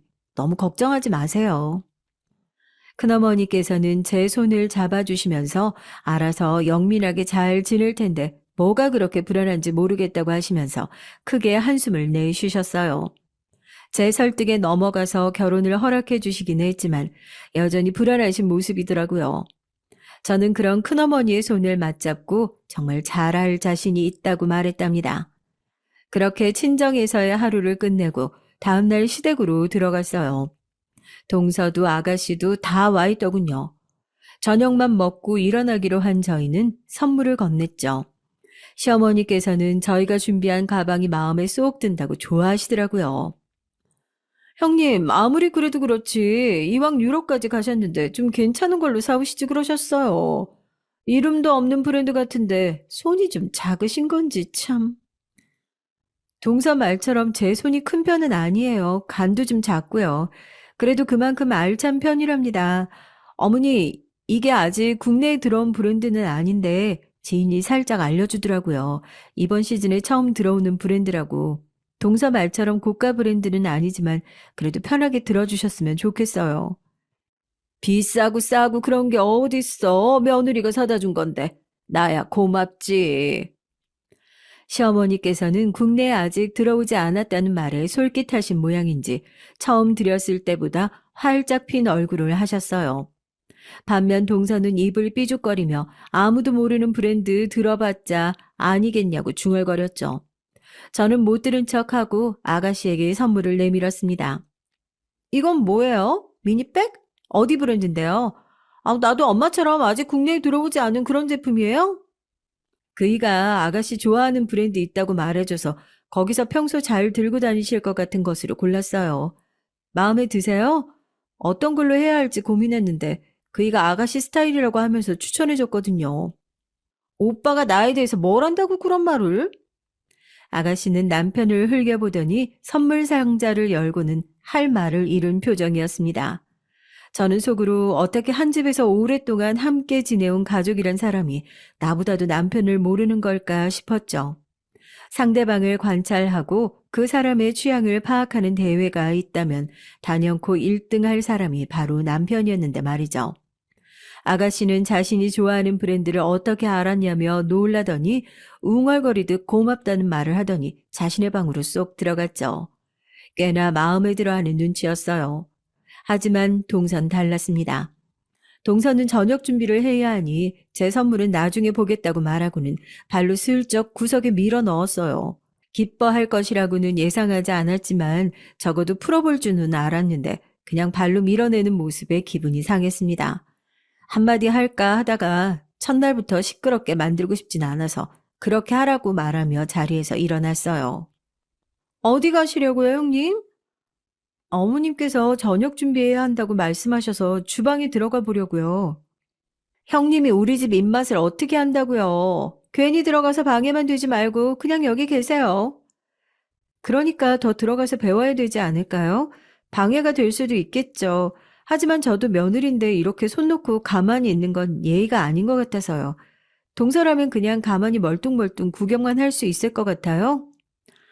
저는 그냥 형님 편하시라고 권했을 뿐인데 말꼬리까지 잡아서 예의까지 들먹이시면서 말씀하실 것은 아니잖아요. 그리고 형님, 선물 주신 건 고마운데요. 저는 저런 저가 브랜드 선글라스 안 써요. 사람이 싸 보여서요. 선물이 마음에 들지 않으면 사용하지 않아도 상관없어요. 하지만 선물한 사람에게 그런 얘기하는 건 문제가 있는 거 아닐까 싶은데요. 순간 동서의 말에 울컥 화가 치밀어 올랐죠. 물론 선물이 마음에 들지 않을 수도 있지만 이런 식으로 말을 하는 것은 상대방에 대한 예의는 아니잖아요. 첫날부터 동서와 부딪히고 싶은 마음은 없었지만 그냥 넘어가고 싶지도 않았습니다. 동서는 제가 이렇게 대놓고 지적을 할 것이라고는 생각하지 못했는지 저를 노려보며 인상을 썼죠. 그때였습니다. 주방에서 지금 뭐 하는 짓이냐? 저녁 식사 준비한다고 하더니만 지금 이 상황이 뭐야? 아직 저희 주방이 적응이 안 되신 것 같아서 좀 쉬라고 말씀드렸는데 형님께서 마음에 안 드시는 모양이에요. 저 때문에 서운하신 모양이죠. 동서는 얼굴 표정을 싹 바꾸더니 방금까지 저와 있었던 일을 포장해서 말했어요. 참 태세 전환도 빠르다 싶었죠. 하지만 그런 동서의 행동은 시어머니께 아무런 감흥을 주지 못했습니다. 됐다. 다 들었어. 나 이거 어려도 분명 형님이라고 했는데 어디서 그런 말을 하는 거니? 선물을 받았으면 좋든 싫든 혼자만 생각하면 그만이지. 그리고 그네 너도 나이가 많아도 동서야. 윗사람인데 그런 것 하나 따끔하게 한 소리를 못하고 있으면 되겠어? 어머님, 그런 의도가 아니라요. 죄송합니다, 어머님. 앞으로 주의하겠습니다. 저는 동서의 말을 자르고 시어머니께 앞으로는 신경을 쓰겠다고 말씀드렸어요. 동서가 저를 노려보는 것이 느껴졌지만 무시했죠. 시어머님께서는 서로 예의는 지킬 수 있도록 하라고 하시면서 가족들끼리 기다리니 빨리 준비를 마무리하자고 하셨답니다. 그이는 뭘 잘 먹는지 모르겠어요. 연애할 때 몇 번 도시락을 싼 적이 있는데 매번 아무거나라고 말해서 엄청 고민했거든요. 뭐든 잘 먹어서 그래. 가리는 것도 없고 아마 큰애가 해주면 뭐든지 다 잘 먹을 거다. 저는 분위기를 맞춰보려고 남편의 식성에 대해 질문을 했더니 시어머니가 웃으시면서 도시락도 만들었냐고 하셨죠. 그렇게 동서와의 일은 일단락 되는 것처럼 보였습니다. 하지만 동서의 텃세와 무시는 갈수록 도를 넘기 시작했어요. 며칠 뒤 동서가 단체 카톡방에 저를 초대했더라고요. 그 속에는 동서와 아가씨가 있었습니다. 저는 갑자기 무슨 단체 카톡방인가 싶어 달력을 확인했어요. 남편이 집에 있는 대소사 날짜를 다 적어줬거든요. 아무리 찾아봐도 집안 행사가 있는 것은 아니었죠. 뭐 그냥 잘 지내보자는 뜻으로 불렀나 보다 하고 그냥 넘기려고 했는데 두 사람이 아주 폭풍 카톡을 시작했습니다. 아가씨, 작년 여기 바다 너무 예쁘지 않았어요? 기억나요? 진짜 완벽했죠? 사람도 없고. 바다가 너무 예쁘네요. 여기는 어디예요? 그러니까요. 거기서 먹었던 바베큐 진짜 끝내줬죠? 와인은 또 어떻고요? 나 와인 그렇게 맛있는 줄 처음 알았잖아요? 바베큐에 와인이라니 좋았겠네요. 제가 보내드린 와인 어땠어요? 언니는 그런 와인을 어떻게 구하신 거예요? 작년 가족여행 사진을 줄줄이 올리면서 뭐가 좋았고 또 가보고 싶고 등등의 내용으로 아주 도배가 되더라고요. 의도적으로 했는지 모르겠지만 제가 중간에 끼어들고 싶어도 틈이 없더라고요. 그때부터 그냥 두 사람이 올리는 사진을 구경만 하고 있었죠. 그날 저녁 저는 남편에게 낮에 있었던 카톡을 보여주었습니다. 작년에 사이판에 갔을 때 찍은 사진이네. 가족들끼리 여름 휴가 갔었거든. 재수 씨 시집 오고 나서부터 여름 휴가는 가족들끼리 맞춰서 다녀왔거든. 사이판도 재수 씨가 가자고 해서 갔었고. 그럼 올해도 가족 여행으로 갈 계획이겠죠?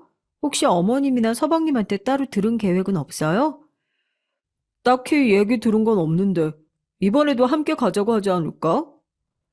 저는 남편의 얘기를 듣고 단체 카톡방에서 여름 휴가에 대한 얘기를 하자고 초대를 했나 보다 생각했죠.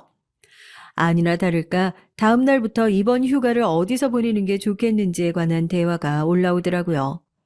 저는 개인적으로 발리에 참 가보고 싶었거든요. 친정 식구들이 여름에 쉬러 가기에는 발리만큼 좋은 곳이 없다고 늘 말하기도 했고요. 그래서 카톡으로 발리로 가는 것은 어떻겠냐고 의견을 냈습니다. 그런데 동서도 아가씨도 제 말에는 반응이 없더라고요.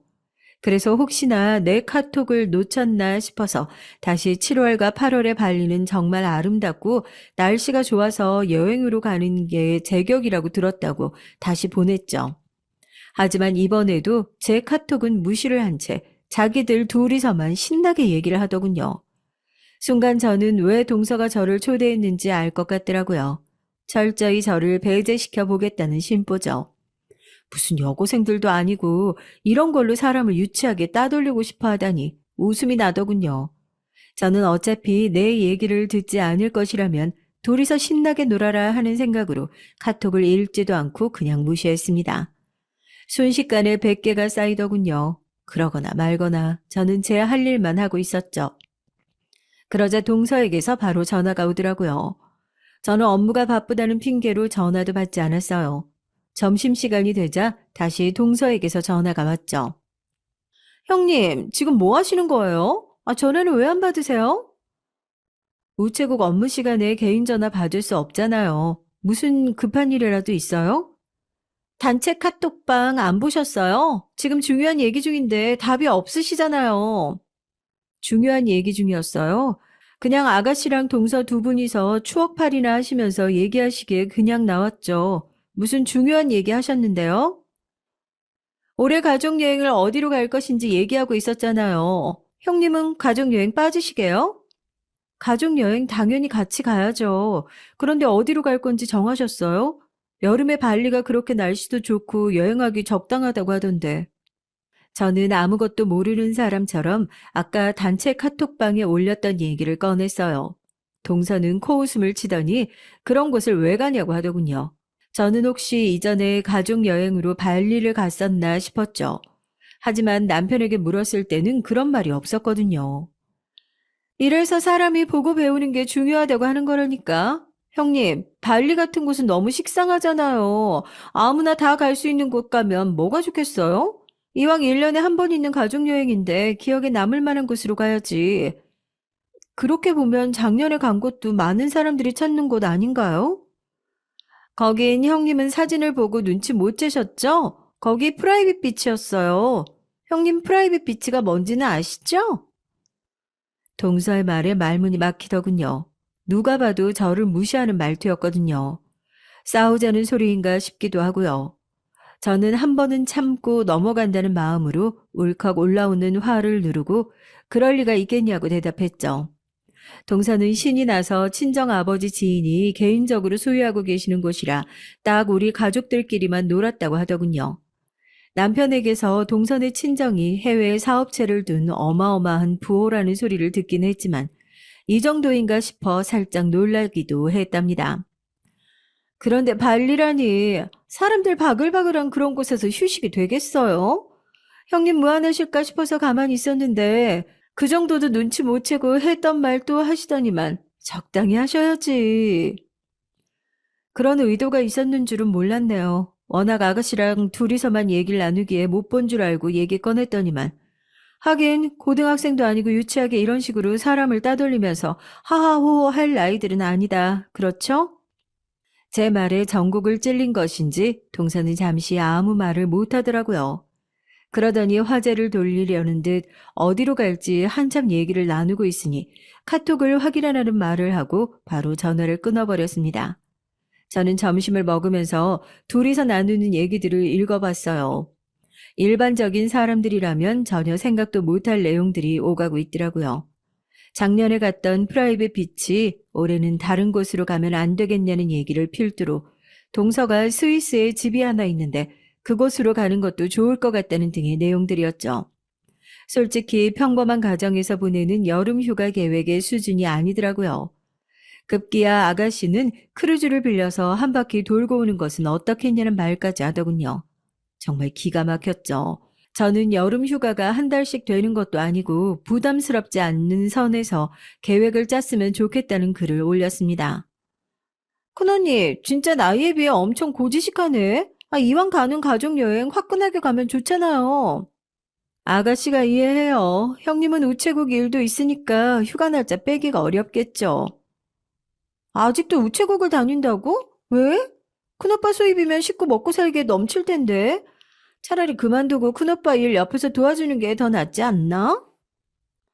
그건 제가 알아서 할 문제 같은데요. 두 분이 굳이 하실 말씀은 아닌 것 같으니까 가족 여행지로 갈 만한 곳이나 정하죠. 저는 마치 제가 불쌍하다는 뉘앙스로 얘기를 나누는 두 사람의 말을 딱 끊어버리자 아가씨는 너무 예민한 것 아니냐고 한마디 하더군요. 여기다 대고 또 말을 얹으면 길게 이어질 것 같아서 그냥 무시하는 것이 좋겠다는 생각이 들었습니다. 오히려 제가 별 반응이 없자 단체 카톡방이 조용해지더라고요. 때마침 점심시간도 끝나기에 미련 없이 자리에서 일어났습니다. 오후에도 단체 카톡방으로 제 핸드폰은 시끄러웠지만 저는 쳐다보지도 않았어요. 퇴근길에 읽어보니 아주 난리더군요. 제가 자신들을 무시한다고 길길이 뛰는 것으로 시작하더니만 나중에는 자기들끼리 일정이고 장소고 다 정하더라고요. 저야 뭐 그 편이 더 편하겠다 싶어서 그냥 알겠다고 짧게 대답하고 말았죠. 그렇게 정한 가족 여행은 동서 친정에서 소유하고 있다는 스위스의 별장이었습니다. 스위스는 처음인데 정말 아름답기는 하더라고요. 마치 영화나 책에서만 보던 풍경에 저절로 입이 딱 벌어졌어요. 게다가 별장에서 일을 하시는 분들이 얼마나 친절한지 손 하나 까딱할 필요가 없더라고요. 가족 여행이라고 해서 하루 종일 같이 있을 필요는 없는 것 같더라고요. 각자 자신들이 알아서 휴가를 보낸다 그런 느낌이 들었죠. 저와 남편은 오붓하게 주변 산책도 다니고 관광지 구경도 하면서 즐겁게 보냈답니다. 여행의 마지막 날은 온 가족들이 야외에서 바베큐 파티를 하자며 모여들었어요. 구워주는 고기들을 먹으면서 어떻게 휴가를 보냈는지 얘기를 나누었고요. 식사가 끝날 때쯤 동서가 제게 말을 걸더군요. 형님, 여행은 어떠셨어요? 이런 곳에 처음 와보셨을 텐데 어떻게 즐겁게 보내셨어요? 스위스 정말 아름답네요. 책에서나 볼 법한 풍경들이었어요. 저야 늘 보던 것들이라 새로운 줄 모르겠던데 그냥 평범하잖아요. 그래도 형님이 즐겁게 보내셨다니 다행이네요. 저는 동서 말에 살짝 기분이 이상하긴 했지만 크게 생각하지 않기로 하고 웃어 넘기려고 했습니다. 하지만 남편은 아니었는지 움찔하더군요. 저는 식탁 아래로 손을 내려 남편의 무릎에 얹어 토닥였습니다. 동서는 그런 남편의 반응을 눈치채지 못한 것 같았죠. 사실 저는 몇 번이나 와본 곳이라서 좀 망설여지긴 했는데 어머님께서 여길 좋아하시는 것 같아서 왔어요. 재작년에 엄청 좋아하셨잖아요. 어떠세요?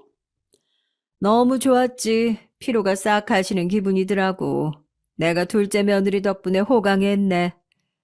어머니께서 그렇게 말씀해 주시면 전 너무 좋죠.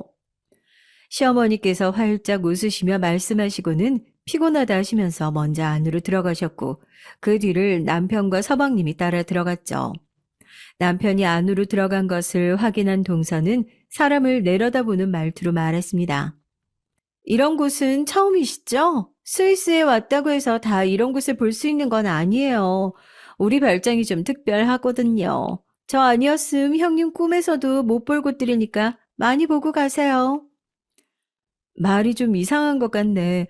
동서 꿈에서도 못 볼 곳이라니요. 제 말이 틀렸어요? 형님이 무슨 수로 스위스를 오겠어요. 가족 여행이니까 올 수 있었죠. 과거에도 힘들었겠지만 앞으로도 올 일이 있겠어요, 형님이? 제가 이곳에 올 일이 있을지 없을지 동서가 신경 쓸 일은 아닌 것 같은데, 안 그래요? 동서 덕분에 편안하게 즐기다가 돌아가는 건 고맙게 생각하지만 그 이상의 발언은 선을 넘는 것 같네요. 아름다운 경치 앞에서 행복한 기분으로 마무리하고 싶었던 저는 이를 악물고 침착하게 대꾸했지만 동서는 여전히 비아냥대기 바빴죠. 그때였습니다. 제가 무슨 선을 넘었는데요, 형님? 저한테 무슨 자격지심 있으세요? 저는 그냥 사실을 얘기했는데 갑자기 선을 넘다니요. 어디가 사실이라는 겁니까, 재수 씨? 갑자기 나타난 남편이 제 어깨에 얇은 쇼를 걸쳐주며 말했습니다. 동서는 갑작스런 남편의 등장에 당황했죠. 그 때문인지 횡설수설하면서 회사를 다니면서 해외여행이 쉽지 않겠다는 말을 했을 뿐이라고 말을 돌렸어요. 어디서부터 남편이 듣고 있었는지는 모르지만 식사 내내 동서에게 화가 나 있던 남편은 그런 동서의 말을 깨끗하게 무시하고는 제게 안으로 들어가자고 하더라고요. 저 역시 말이 통하지 않는 동서에게 진이 빠진 상태라 남편의 말에 동조했죠. 돌아갈 준비를 마친 남편과 저는 마지막 밤인데 그냥 보내기 아쉽다며 와인을 좀 더 하고 자기로 했습니다. 늦은 시간이라 사람을 불러 부탁하기도 미안해서 직접 식당으로 내려왔죠. 그런데 식당에는 아가씨와 동서가 둘이서 와인을 마시고 있더라고요. 방금 일도 있고 그래서 좀 껄끄럽긴 했지만 저는 아무렇지 않은 척 안으로 들어갔습니다. 큰언니 와인 마시게요? 네, 그이랑 와인 한 잔씩 하고 잘까 해서요. 오늘이 마지막 휴가기도 하고요. 동서가 자리에서 벌떡 일어나더니 와인 냉장고에서 한 병을 꺼내 제게 주었습니다. 저는 무슨 일로 이런 친절을 베풀어주나 싶었죠. 형님 수준에는 이 정도가 적당하니까 다른 것들은 손댈 생각하지 마시고 이거나 드세요. 동서, 지금 뭐라고 했어요? 수준? 그리고 말을 왜 그렇게 해요? 손댈 생각하지 말라니. 사람을 무슨 도둑 취급해요? 아, 형님 말 진짜 이상하게 하시네. 내가 언제 형님더러 도둑이라고 했어요? 와인이 뭔지도 모를 텐데 비싸 보인다고 아무거나 덥석덥석 가져가지 말고 그냥 딱 형님 수준에 맞는 걸로 들고 가라고 했을 뿐인데 형님이 비싼 와인 마신다고 해서 뭐 알겠어요? 그냥 술이면 다 똑같이 보일 텐데. 동서, 말 가려서 해요. 손윗 사람이고 아니고를 떠나서 인간적으로 상대한테 대한 예의가 아니죠. 동서처럼 돈 많은 집에서는 그런 기본적인 상식은 안 가르치나 봐요. 동서는 제 말이 우습게 느껴졌는지 피식 바람 빠지는 소리를 내더니 주변을 둘러보더군요. 혹시나 어른들이 나오시지는 않을까 걱정이 된 것이었겠죠.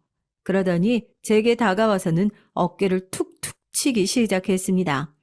동네 양아치들이나 할 법한 자세로 말이죠. 이봐요, 형님. 그쪽이나 나는 태생이 달라. 기본적 상식? 누구 앞에서 그따위 말을 올려? 여기 있는 와인들이 싸구려 와인바에서나 볼 수 있는 그런 수준인 줄 알아? 형님 월급으로도 못 살 만큼 고급 와인들이 가득이야. 그러고 보니 딱 형님이랑 나 사이 같네. 싸구려 와인바 출신과 고급 와인. 안 그래요? 큰언니 놀래겠다. 그만해요. 취했나 봐. 동서는 손가락질까지 해가며 제 속을 긁었어요. 뭐라고 대꾸하려고 하는데 시어머니께서 식당으로 들어오셨죠. 저는 화를 가라앉히고는 어머니께 필요하신 것이라도 있냐고 물었습니다. 시어머니께서는 저녁에 먹은 것이 탈이 난 것 같다고 하시면서 소화제를 찾으셨어요. 비상약을 챙겨왔던 저는 금방 방에서 약을 가져와 시어머니께 드렸죠. 남편은 왜 빈손으로 오냐고 물었지만 너무 화가 난 저는 그냥 자자는 말만 하고 입을 꾹 다물었습니다. 그렇게 한국으로 돌아온 뒤로 저는 동서와는 더 이상 말을 섞지 않았어요. 시댁에 모이는 날에도 마찬가지였고요. 동서는 아가씨와 둘이서 계속 수군거렸지만 저는 무시로 일관했답니다. 그렇게 몇 달 시간이 흐르고 갑자기 동서에게서 저녁을 함께 하자고 연락이 왔어요. 너무나도 뜬금없는 연락이라 이유를 묻지 않을 수가 없었죠. 동서 임신 축하라는 자리라고 하더군요. 이번에 셋째가 생겼다고 말이죠. 솔직히 부러웠습니다. 시어머니께서 안 그래도 아이 소식 없냐고 자꾸 물어보시기도 하고 저 역시도 아이가 너무 갖고 싶었거든요. 그런데 남편의 반응이 좀 이상하더라고요. 무슨 일이 있냐고 물어도 아무것도 아니라고만 했죠. 약속 당일 내비를 따라 남편과 함께 간 곳은 강남에 위치한 고급 레스토랑이었습니다. 예약하면 몇 달은 기본으로 기다려야 한다는 소문난 곳이었죠. 동서 축하해요. 건강한 아기 태어났으면 해서 그이랑 준비했어요. 빈손으로 오셔도 되는데 뭘 이렇게 준비해 오셔요. 앉으세요. 동서는 종이 가방 안을 슬쩍 바라보고는 아래에 내려두고는 발로 쓱 밀더군요.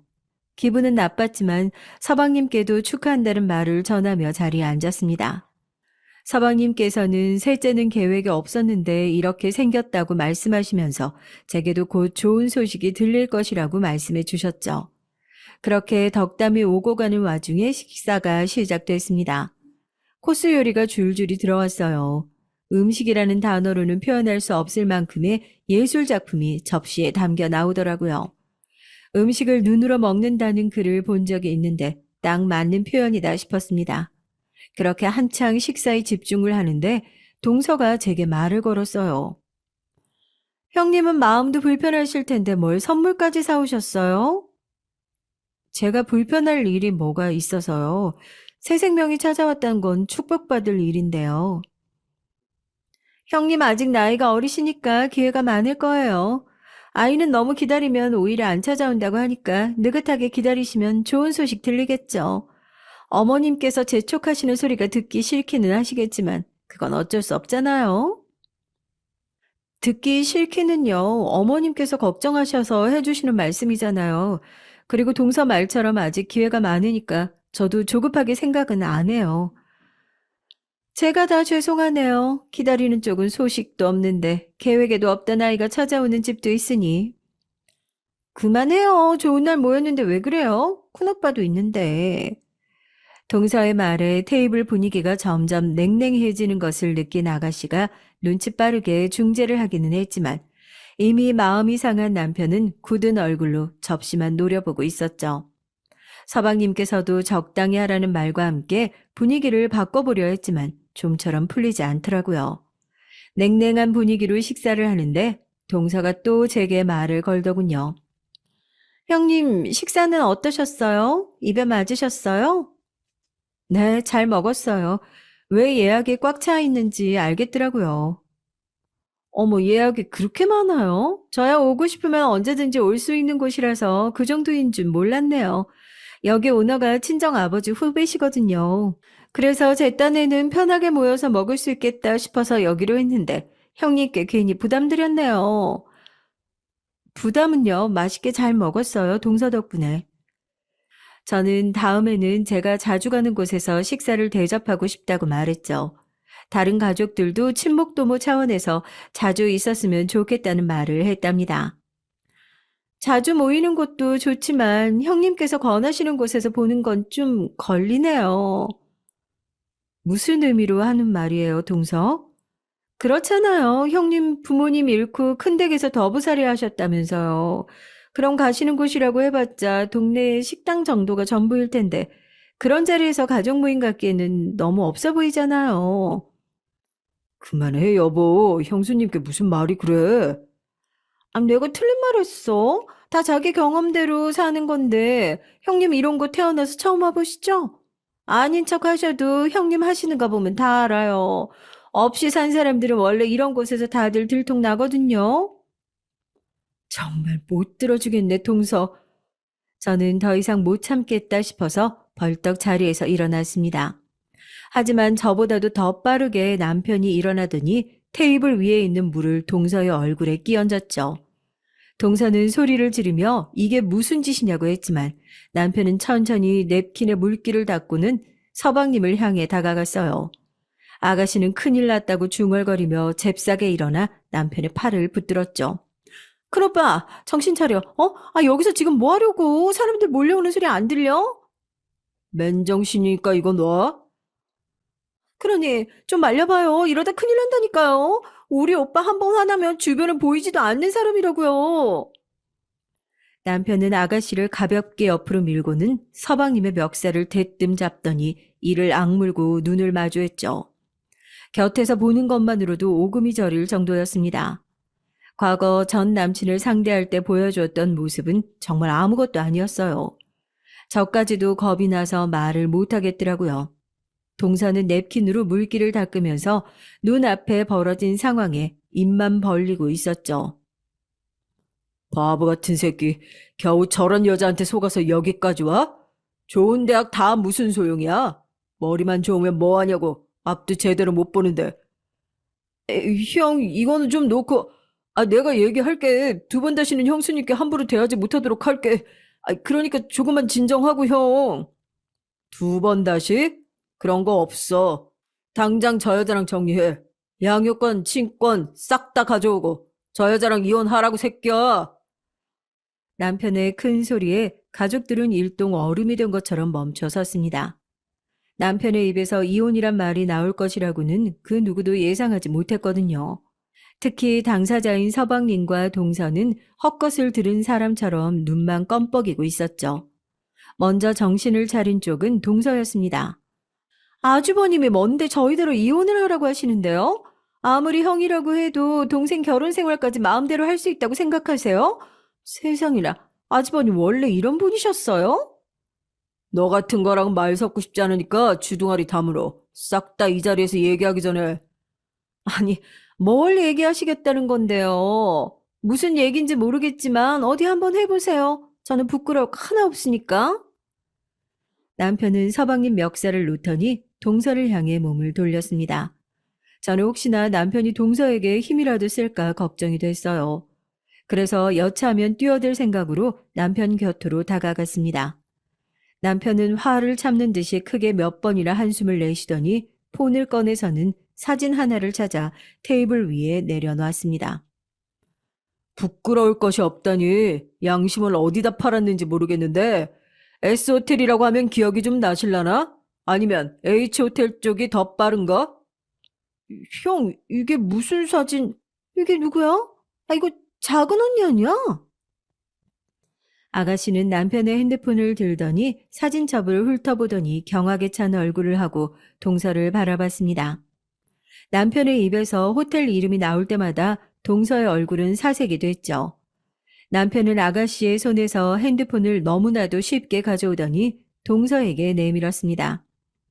그 뱃속에 들어있다는 아기, 내 동생의 아이는 맞아? 내가 이 사진을 찍기 시작한 시기가 2달 전이거든. 형, 무슨 소리를 하는 건데? 아, 좀 알아듣게 말해봐. 네가 그렇게 바쁘게 출장 다니고 있을 때 저 여자는 호스트바를 오가면서 아주 흥청망청 즐기고 있더라. 외부 미팅이 있어서 마치고 돌아가는데 아주 양쪽에 남자 끼고 호텔 드나들던데 거기 들어가는 유흥비는 친정에서 다 가져오나 보지? 이 녀석이 모를 정도면? 여보, 아니야. 이거 다 거짓말이야. 내가 여보랑 아이들 두고 그런 짓을 할 리가 없잖아. 아주버님 호스트바라니요. 그리고 호텔은 다른 일로 간 거야. 여보, 진짜라니까? 그럼 이 사진은 뭔데요? 호텔 앞에서 어린 남자 둘이랑 이런 흉측한 상황을 만든 건 뭐냐고요? 아가씨가 대뜸 남편의 핸드폰에서 사진 하나를 찾더니 동서의 얼굴 앞에 들이댔습니다. 사진에는 동서가 어린 남자 둘을 양 옆에 하나씩 끼고는 뜨겁게 키스를 하는 장면이었죠. 사진을 보고 있는데 속이 거북할 정도였어요. 동서는 이런 사진까지 있을 것이라고는 생각하지 못했던 모양인지 필사적으로 핸드폰을 뺏으려고 덤볐지만 서방님이 끼어들면서 그것마저도 실패하고 말았죠. 당신 이게 사실이야? 아니, 정말 내 아이가 아니야? 여보, 아니야. 아, 진짜 호스트바를 다닌 것도 맞는데, 진짜 저 사진은 기억에 없어. 술에 취했었나 봐. 나 당신이 생각하는 그런 짓 절대 안 했어. 믿어줘. 서방님은 비틀거리며 입구로 향했습니다. 아가씨는 그런 서방님을 부축해서 나갔죠. 동서가 허겁지겁 서방님께 매달렸지만 소용이 없었어요. 서방님은 자꾸만 매달리는 동서를 강하게 밀치고 그대로 나가버렸습니다. 혼자 남은 동서는 소리를 지르며 남편에게 욕을 퍼붓더니 갑자기 배를 감싸고 주저앉았습니다. 남편은 꾀병이라고 말하며 제게 나가자고 했지만 저는 혹시나 싶어 동서의 곁으로 다가갔어요. 남편의 말과는 달리 정말 동서는 고통스러운 얼굴을 하고 있었죠.